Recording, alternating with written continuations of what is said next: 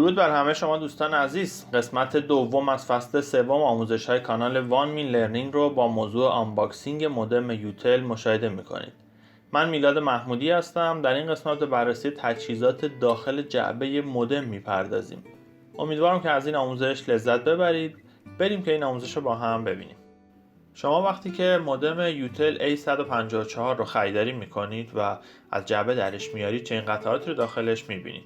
یکی خود مودم هستش، دفترچه راهنمای مودم، CD نصب مودم، کابل لن برای ارتباط با کامپیوتر، کابل تلفن برای ارتباط با پریز تلفن، اسپلیتر یا جدا کننده و آداپتور مودم.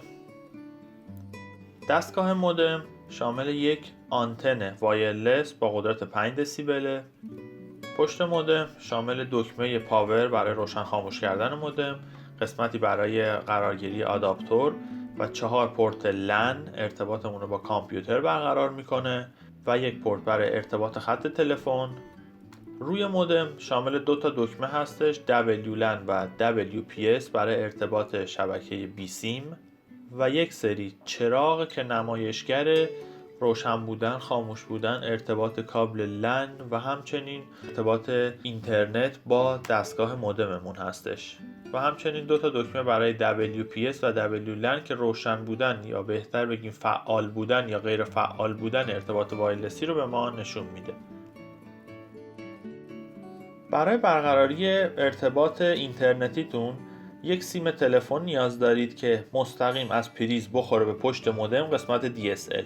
اگر شما دستگاه تلفن هم در منزل استفاده می کردید باید از یک دستگاهی به اسم اسپلیتر که اون بغل می بینید استفاده کنید. یک سیم از سم پریزتون روی دیوار میاد میخوره به پشت اسپلیترتون قسمت تکی و اون ورم دو تا خروجی داره، یکیش برای مودم یکیش برای تلفن. معمولا نوشته شده، شکل مودم روش قید شده و یا اینکه اسم مودم روش نوشته شده. اگر از این آموزش خوشتون اومده برید روی علامت سابسکرایب در یوتیوب کلیک کنید و دکمه زنگوله رو بزنید تا در جریان انتشار ویدیوهای جدید این کانال قرار بگیرید. و همچنین ممنون میشم از دوستان در اینستاگرام روی دکمه فالو هم کلیک کنند. با امید دیدار تا ویدیوهای بعدی.